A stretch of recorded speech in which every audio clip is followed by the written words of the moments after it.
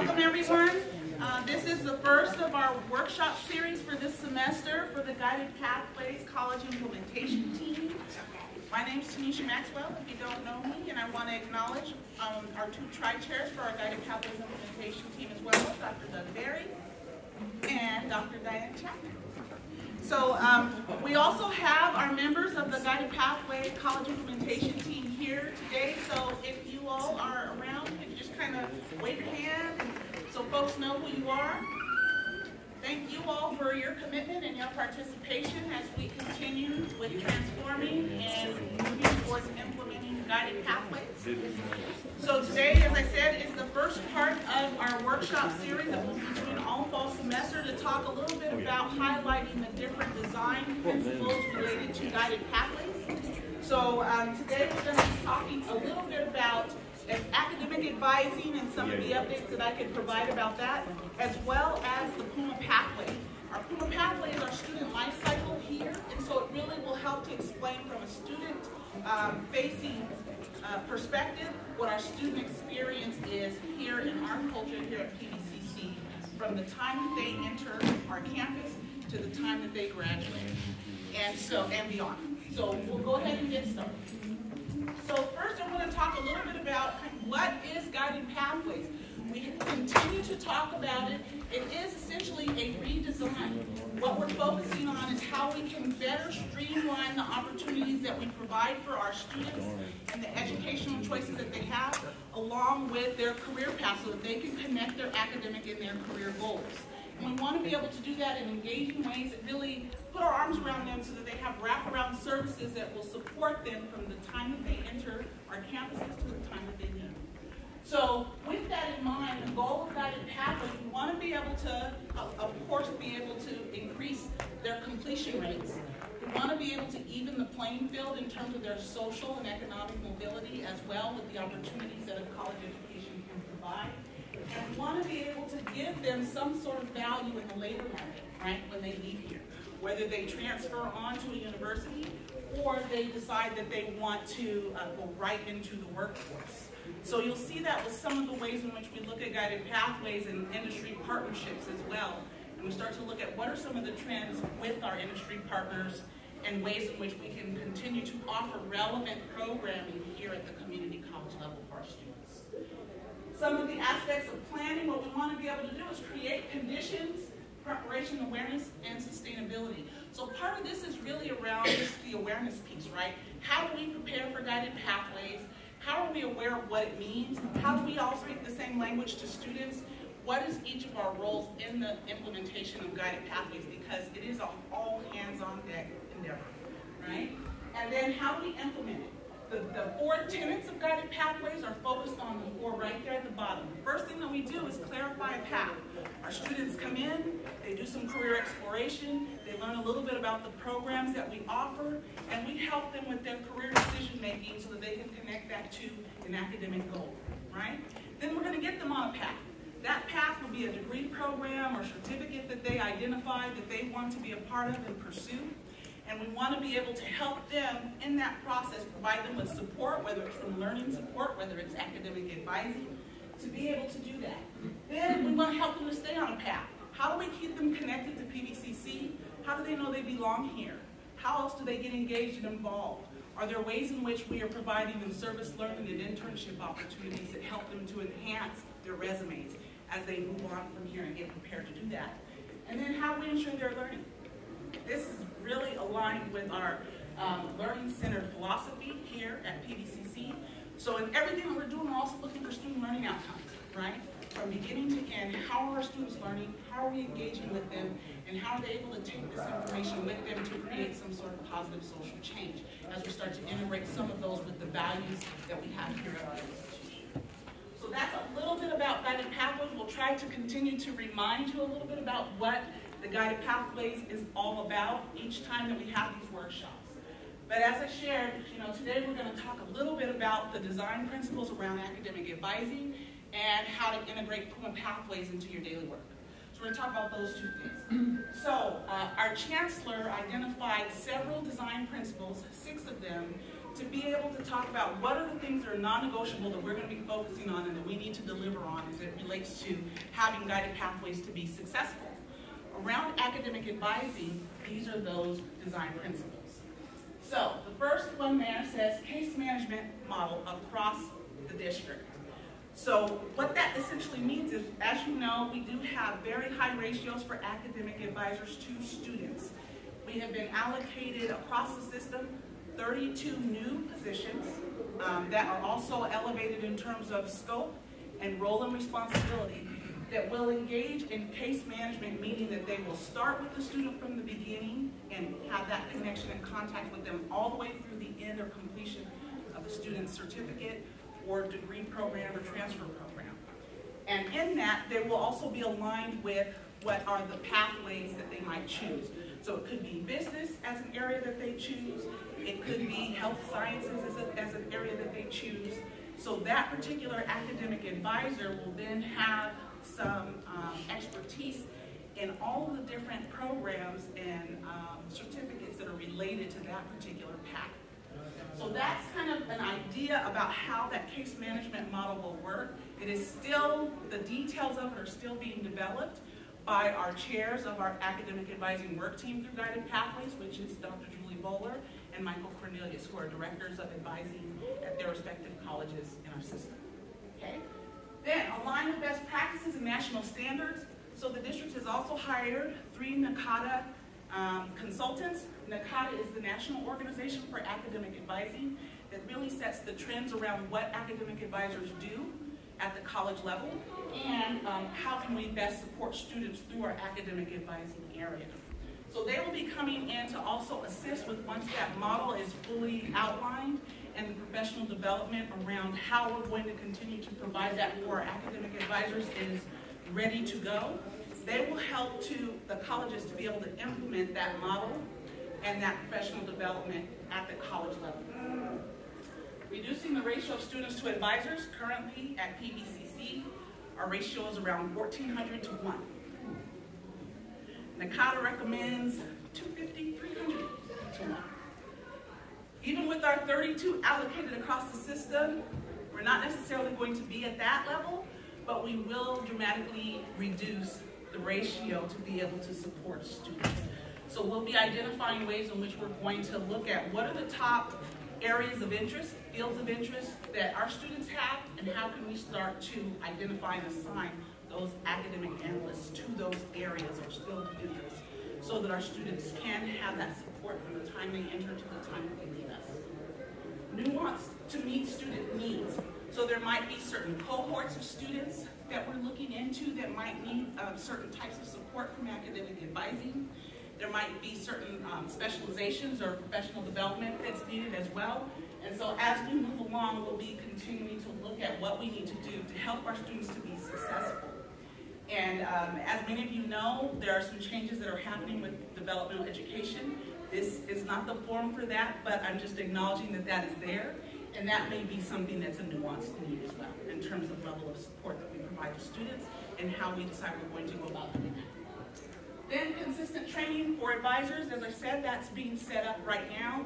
There is a class that will be self-paced for our current grade 109s and 111s academic advisors to be able to move in a direction that allows them to be possibly a 114 academic advising analyst. So that will be set up with a variety of competencies that they will need to be able to master to move into that direction. And again, the goal is to continue to implement that case management model that's being developed. Okay. So just a little bit about how we rethink about academic advising in a guided pathways framework. Let you know kind of this is what we're kind of doing on this first side, which says from and what we're going to. So from a side point of NSO right now, students may feel like because they're there for maybe a couple of hours that it's a whole bunch of information that they're getting, which is important, but they may not be able to retain it all. So we need to look at ways to again, that nuanced component. Do we start providing new student orientations that are connected to their field of interest?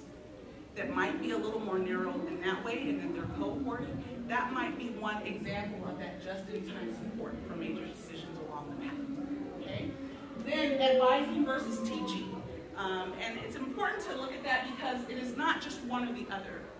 Academic advisors do provide an educational component to what it is that they do, and faculty members do provide an advising component to what they do. So it's important to be able to honor those roles and functions and to be able to understand how we can continue to collaborate across academic and student affairs to support our students. Then you look at full-time versus part-time. Sometimes that can be an interesting dynamic. There was an example given at one point about how a student saw part-time from one of my colleagues. Just talked about her student. And the student thought that part-time meant that if he had a Tuesday, Thursday class, he only had to go on the Tuesday. And that was part-time. So also, we have a lot of first-time, first-gen students, right, that don't necessarily understand all of the responsibilities of being a college student. There's plenty of room right up here. And so we want to start to move away from full-time and part-time to on-plan and off-plan, right? Are they on their path? Are they off their path? So regardless of how many credits they're taking, are they moving in the same direction that they need to go to be on the path to completion of what their goals are?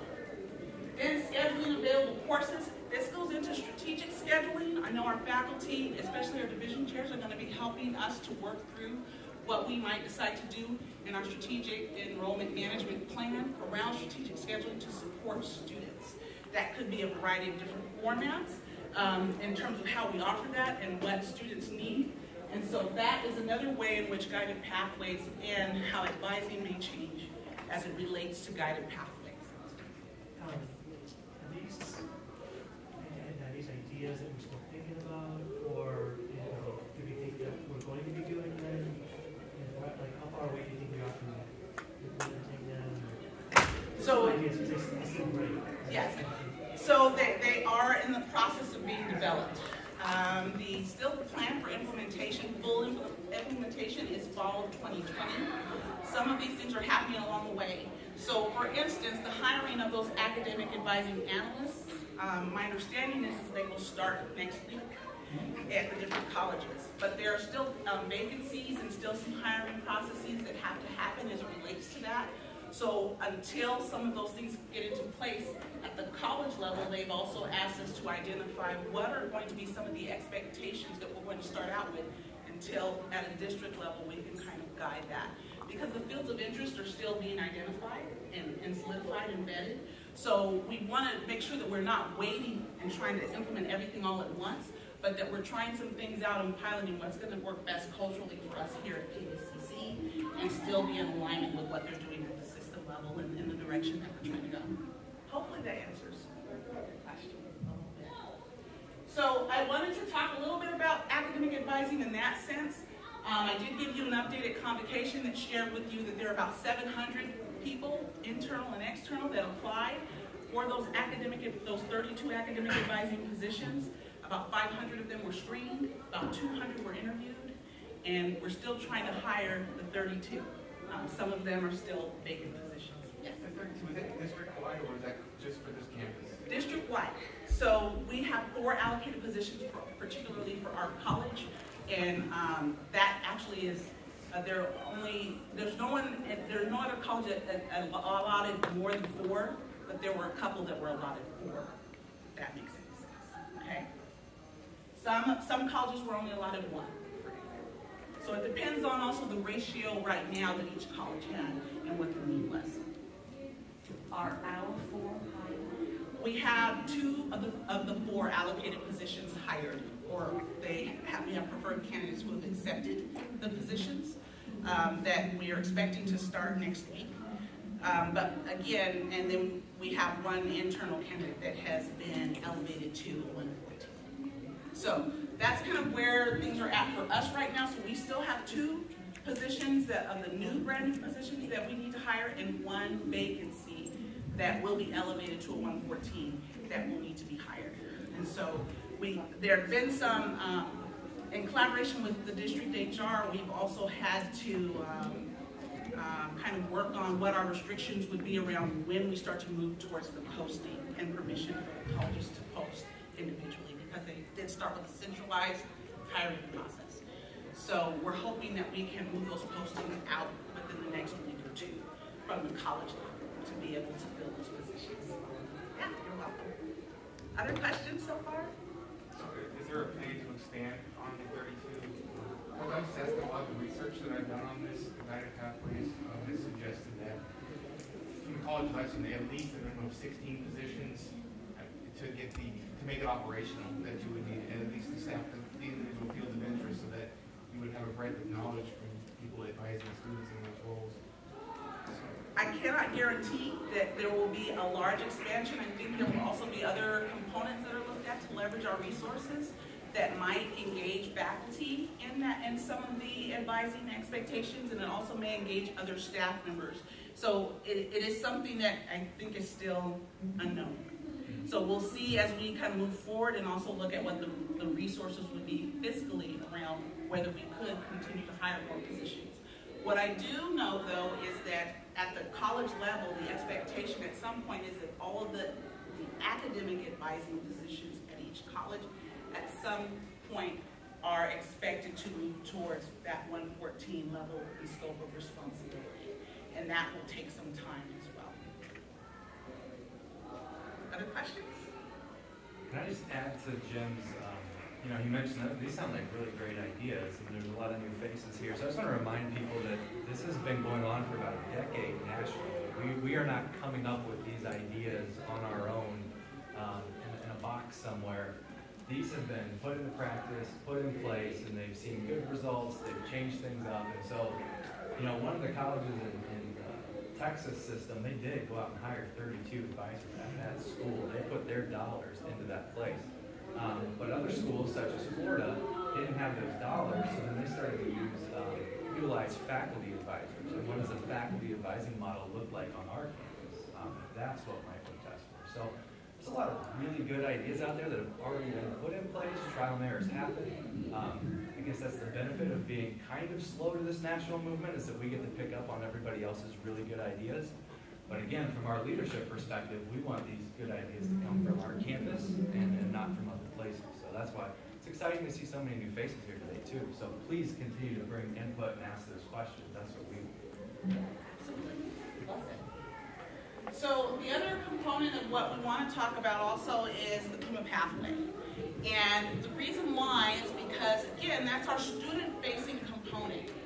And we want to be able to let students know that when you come to PVCC, this is the experience you're going to have from beginning to end. This is how we're going to prepare you, engage you, and so that you feel like you belong here and you want to commit and complete and then thrive.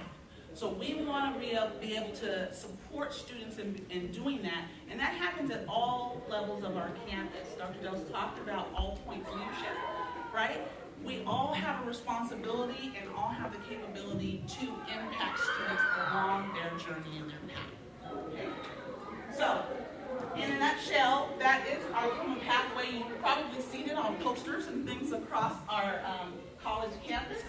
But to be able to start with prepare, when you look at this model, again, this could be something that occurs in the student experience from the time they enter campus to the time that they leave. But as a faculty member, this could be a part of your syllabus. This could be a philosophy as a part of your syllabus.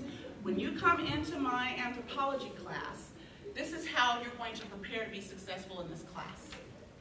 This is how we're going to engage in class. You have group work that you have to do. Maybe you have to do some sort of activity out in the community. Maybe there's some other study group that you have to do outside of class, or you need to go to the tutoring center, etc. Right? This is how you're going to commit. You're going to engage in what you need to do to be able to be prepared for your tests, to be successful. This is how we're going to support you along the way in that process. And then this is how you complete the class successfully, right? These are your grades. This is my office hours. Come and talk to me. Here are the other resources that you might need. And now that you've successfully completed this class, you have all that it takes to thrive in maybe what the next level of this discipline is about over the next semester, right? So as a faculty member, this can be something that you use as a philosophy in your syllabus, in your class each semester with your students.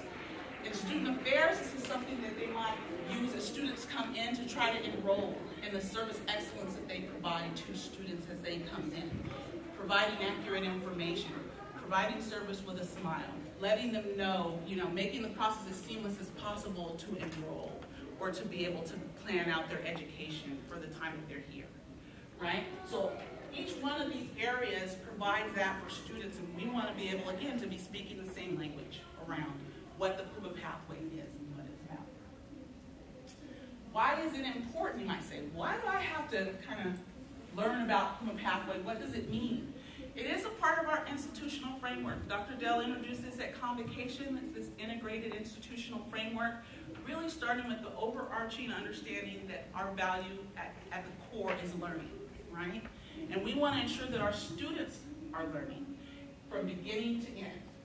And we want to do that in a way that also really fosters in them a fair-minded critical thinker so that they can engage in aspects that will allow them to be really instrumental in creating positive social change, right?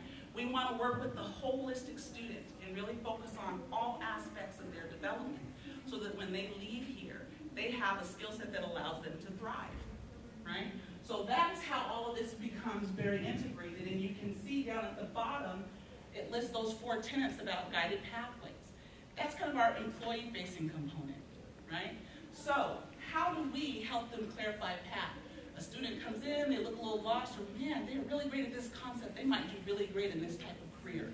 Or they showed an interest in a certain aspect of my course, or we had a conversation and I know so-and-so and they can help them in terms of just getting more clarity about what they might want to do.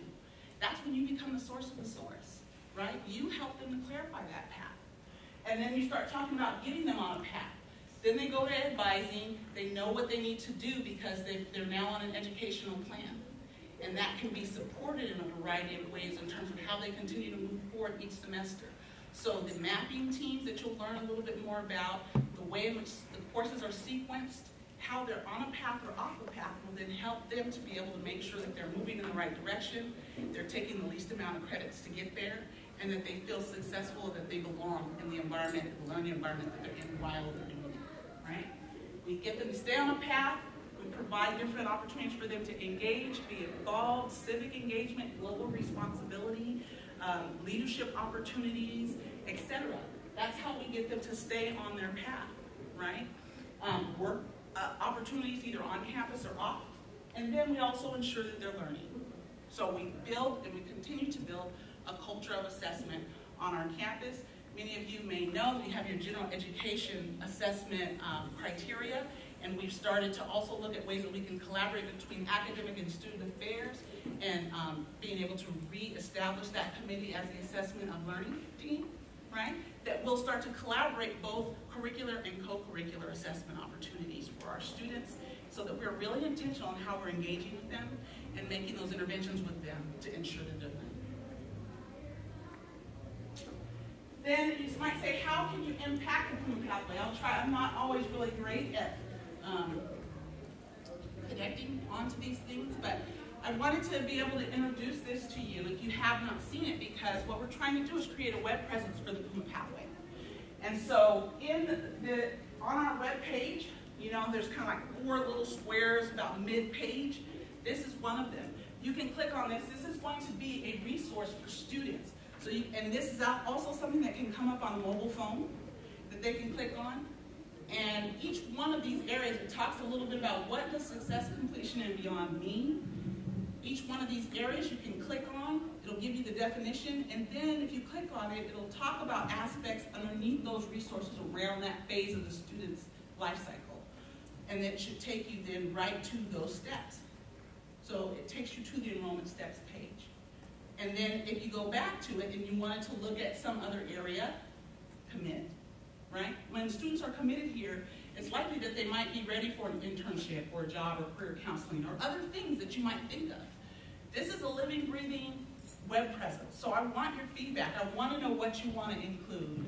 For instance, I talked with Jim and said, hey, is there a way that we can kind of create some study skills? Is this the best site to go to? And he's working on a page saying, we don't have to go outside to do that. There are things that we can create in-house to be able to have students know these are the best study tips and this is how you can be successful here at PVCC. So I hope that you will take an opportunity to visit that website. If you have feedback, please don't hesitate to email me about it and let me know. I want to be able to make sure that we are putting all the resources that we can there for students so that they can actually utilize this and this is their go-to place. And they understand that they're engaging in the Puma pathway and we understand it as a resource. So that's a little bit about, one of the ways in which you can use it.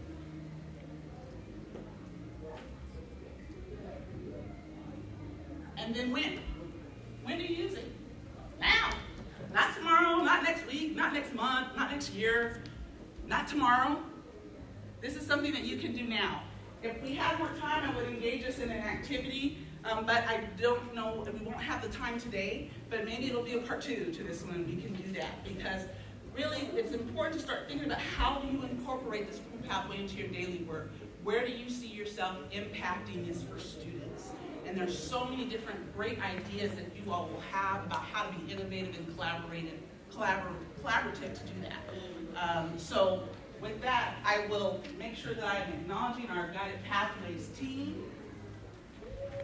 Thank you all for being here. And then also I want to make sure you know some important dates. So you do have that handout there on your table. But I wanted to also make sure that you're aware of kind of what workshops are coming up. We're going to try to have these workshops for about 30 minutes, maybe once a month, maybe a couple of months. It just kind of depends on some of the other things that we have going on, such as our college site visit, as well as our NCII workshops. So those are not necessarily things that the site visit everyone will be invited to on campus because that's here on our campus. The workshops, that will be something that our college implementation team will be involved in. Those other topics are also related to the design principles. So we'll continue to engage the campus in ways that we can be informed about what the design principles are around guided pathways, and hopefully continue to engage in dialogue that helps us to know how we want to implement guided pathways on our campus. Michelle. Good morning. Good morning. Okay, so it appears that we're focusing on the advising piece first and foremost, and I understand that, and I think it's beyond just hiring individuals. There has been a large amount of turnover in the past. What are we doing to incentivize these people to continue with us, A? And B, with that turnover is a lack of knowledge.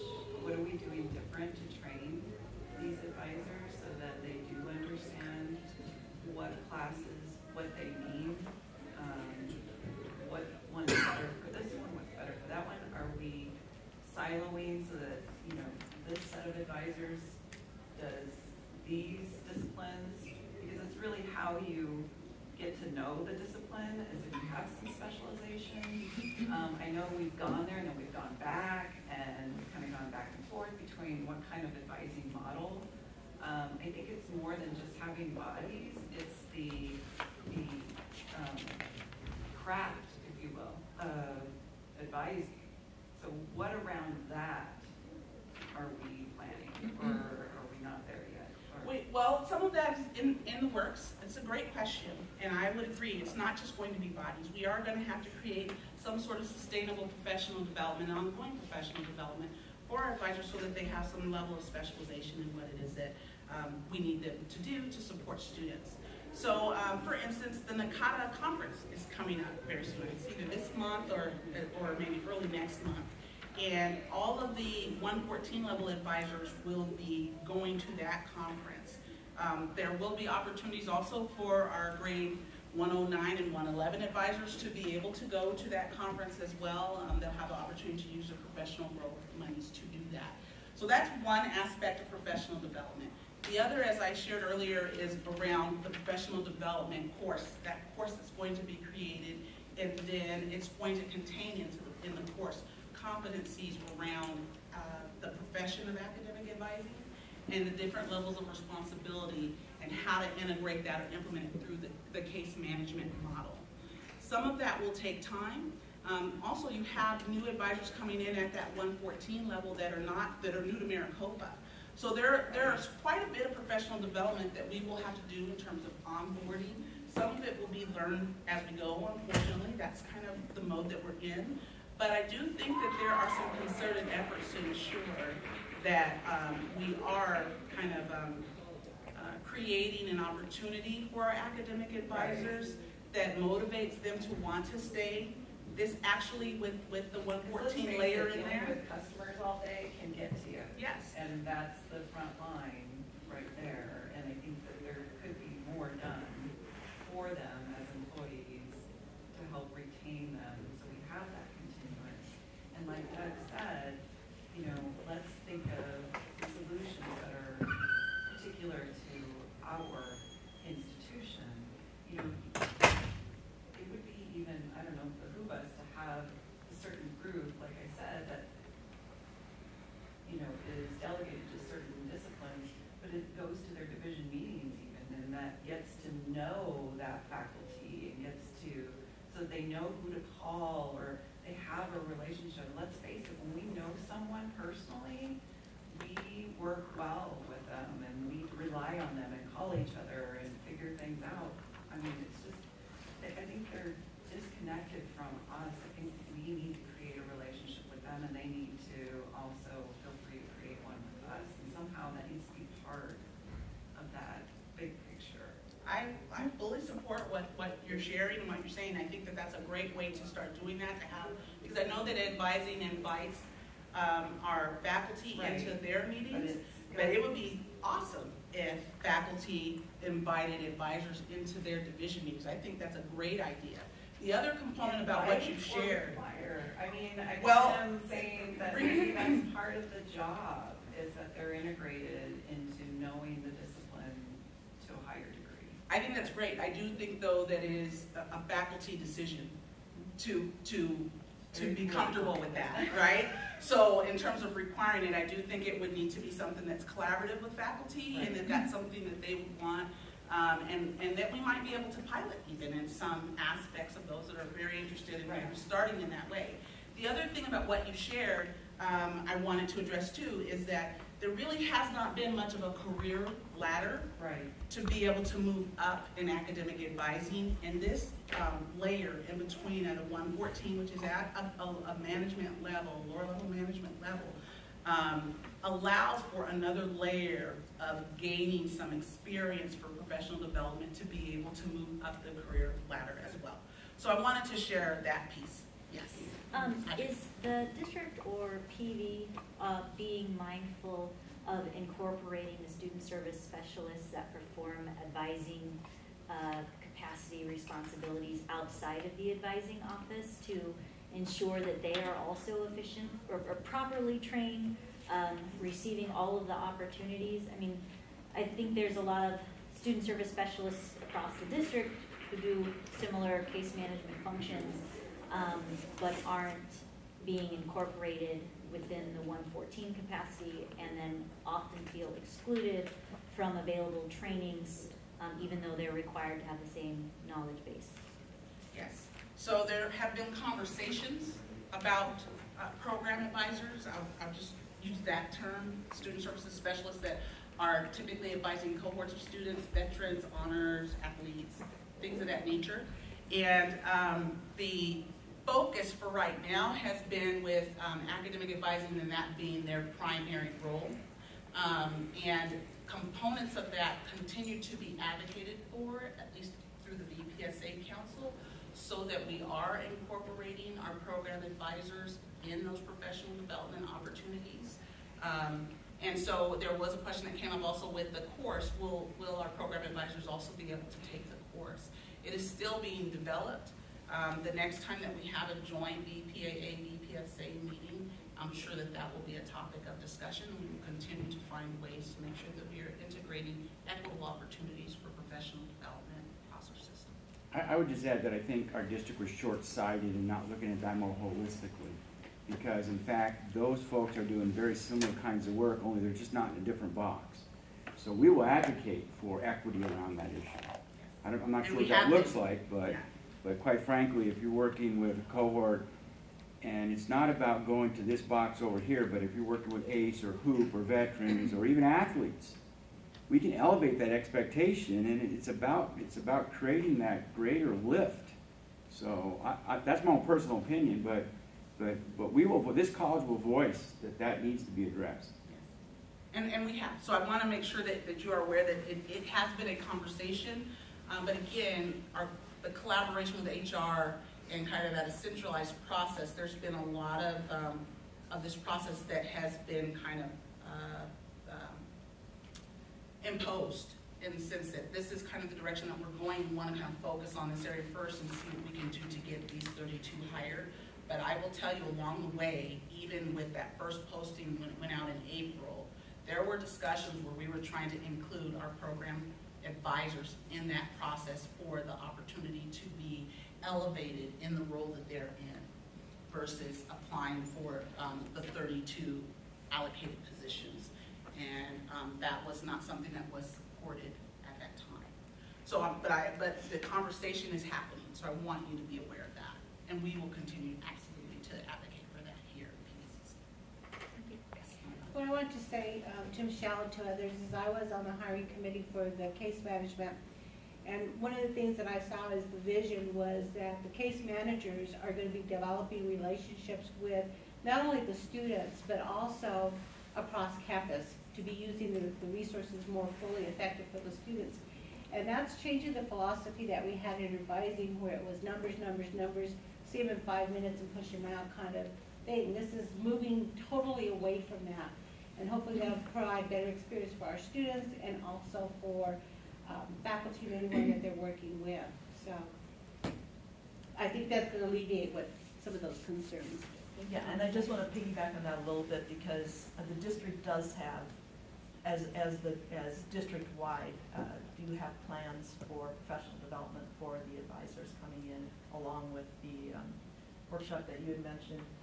And I think we need to keep in mind that none of this is a one group only. Part of what makes guided pathways more workable is that there's that the borders are blurry. And so what they, like even with the fields of interest and the mapping teams have realized by now is that they need to talk to each other on a more deep level. And so now they're starting to meet so that they can do those things more effectively. So advising is never going to be in its own little bubble. They can't drop these people into each college in a vacuum. So the training is, planning for that is in the works. Yes, Mike. Yeah, I don't think I'm being biased when I say this. I really think the most powerful advising can happen in the classroom. We tend to just teach our content and teach our content and teach our content. But knowing that we have a group of captive audience every Tuesday and Thursday at 10 a.m. that have maybe they're all in, say, a STEM group, STEM field of interest or business or whatever, I think we can really impact the more of the stay on the path area rather than find a path. But yet, I even think the freshman level classes we can even do the find a path area. And you don't even have to pay us extra for that. I mean, that's what we do in the classroom. So to me, the best bang for our buck would be the faculty in the classroom. And that's why I mentioned kind of that aspect of leveraging resources around how faculty utilizing some of that advising function and also advising utilizing some of that educator function. So if I can piggyback on that, I worked at a community college, which is now a college offering a bachelor's degree. They did something similar to that. It would be a huge change for here, but they would have one day where every instructor was instructed at a certain period of the day that they had to have those students provide their plan. Like they had to manually work it out, and they called it some kind of advising day or whatever, path planning day.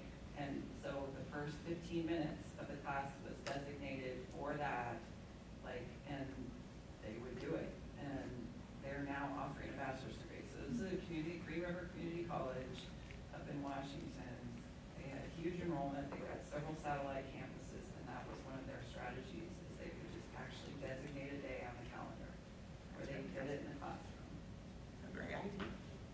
Yes. One of the things that I think is extremely important too is just making sure that the information from the systematic level is accessible to the students. So one of the biggest problems that we run into in enrollment services is that oftentimes a student will come to our front counter and they don't know what classes they need to take. They know that they talked to an advisor before, and they know that the advisor did something with it, but they don't know what classes they need that were discussed the last semester.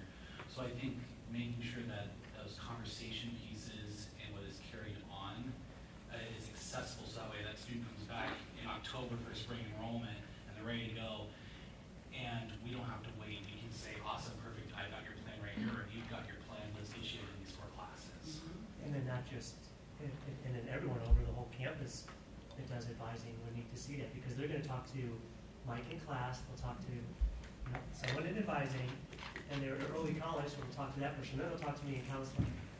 And I see a lot of the confusion, because they're going to get 4 different advice. Right. Because we're not working together, because we don't have a system, technology system.